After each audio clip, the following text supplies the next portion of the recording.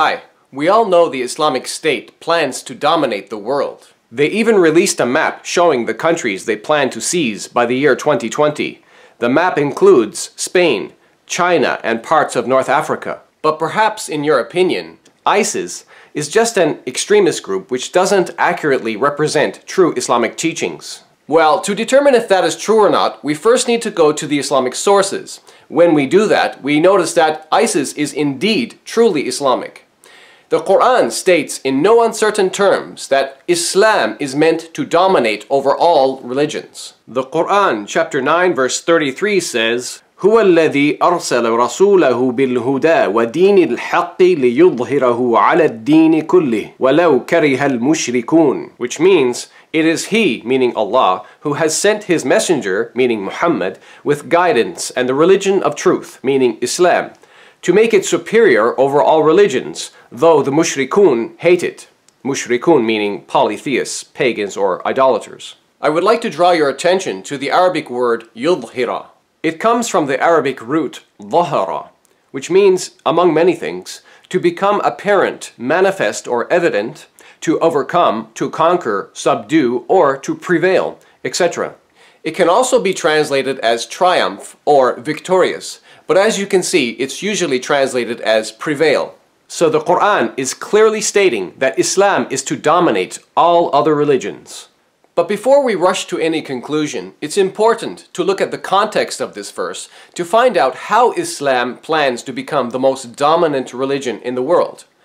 Just a few verses earlier, in verse 29, we read, قاتلوا الذين لا يؤمنون بالله ولا باليوم الآخر ولا يحرمون ما حرم الله ورسوله ولا يدينون دين الحق من الذين أوتوا الكتاب حتى يعطوا الجزية عن يد وهم صاغرون, which means, fight against those who believe not in Allah, nor in the last day, nor forbid that which has been forbidden by Allah and His Messenger, meaning Muhammad, and those who acknowledge not the religion of truth, meaning Islam, among the people of the Scripture, meaning Jews and Christians, until they pay the jizya, which is a tax, with willing submission and feel themselves subdued. You see here in the beginning of this verse the verb qatala.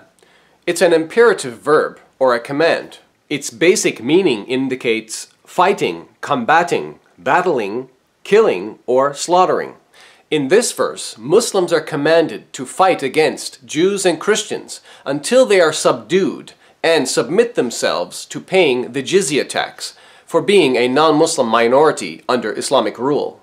Now, the more moderate Muslims, of course, will claim that this only refers to specific Jews and Christians who were historically at war with the Muslims.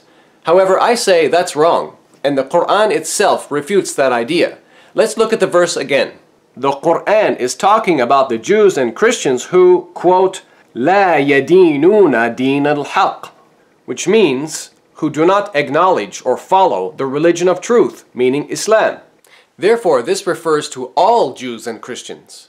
Notice the word yadinun. Looking at the root of this verb, we see it signifies obedience, a state of abasement or submissiveness. Now, this is why Jews and Christians should be very concerned. You don't have to be hostile or aggressive towards Islam to be considered a primary target for Islamic domination. As a Jew or Christian, you are already a target because you do not accept or follow Islam. So there is no doubt Islam sees itself at war with Jews and Christians. In fact, the following verse also proves the nature of Islam's conflict with Jews and Christians is not only a military one, but is also a religious or spiritual one. Quran chapter 9 verse 30 says, وَقَالَتِ الْيَهُودُ عُزَيْرُ بْنُ اللَّهِ وَقَالَتِ النَّصَارَى المسيح ابن الله ذلك قولهم بأفواههم يضاهئون قول الذين كفروا من قبل قاتلهم الله أنى يؤفكون, which means, and the Jews say Uzair or Ezra is the son of Allah, and the Christians say Messiah is the son of Allah. That is a saying from their mouths. They imitate the saying of the disbelievers of old. Allah's curse be on them. How they are deluded away from the truth. And if you continue reading, you'll see in verses 31 to 34, the Quran continues attacking the beliefs and actions of the Jews and Christians. Now, this isn't the only chapter of the Quran which reveals Islam's goal of dominating all other religions. The exact same verse is also found in Quran chapter 61 verse 9. The context here is again similar. Between verses 4 and 11, we see reference to fighting and a negative reference to the peoples of Moses and Jesus. When reading these verses, you get the impression that Muhammad saw himself as criticizing and correcting the earlier religions of Judaism and Christianity, and that Islam will eventually rise above them and over the whole world. And finally, with a slightly different wording, the same verse is found again in chapter 48, verse 28. هو الذي أرسل رسوله بالهدى والدين الحق ليظهره على الدين كله وكفى بالله شهيدا. Which means, He it is who has sent His messenger, meaning Muhammad, with guidance and the religion of truth, meaning Islam, that He may make it superior to all religions, and all-sufficient is Allah as a witness. Notice just before that, in the last line of verse 27, it says, فَجَعَلَ مِن دُونِ ذَلِكَ فَتْحًا قَرِيبًا, which means, and He granted besides that a near victory. The context here is yet another attack against the Jews and Judaism because, as you can see from the tafsir or exegesis, the words a near victory refers to Muhammad's victory over the Jews of Khaybar. In ending this video, I think we can all agree the Quran reveals a negative and harsh outlook towards Judaism and Christianity.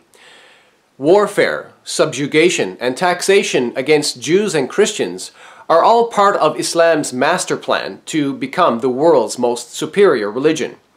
There are, of course, other methods for domination, and perhaps I can discuss that in another video. Since most Jewish rabbis show no interest in converting Muslims to Judaism, and since Christianity is declining in Europe, and with the rapid growth and aggressive spreading of Islam, the threat of an Islamic takeover is real, at least in some parts of the world. But we can stop that, and the first step is to educate ourselves about Islam. On that note, I hope this video has been educational for you. Thank you for watching. God bless you.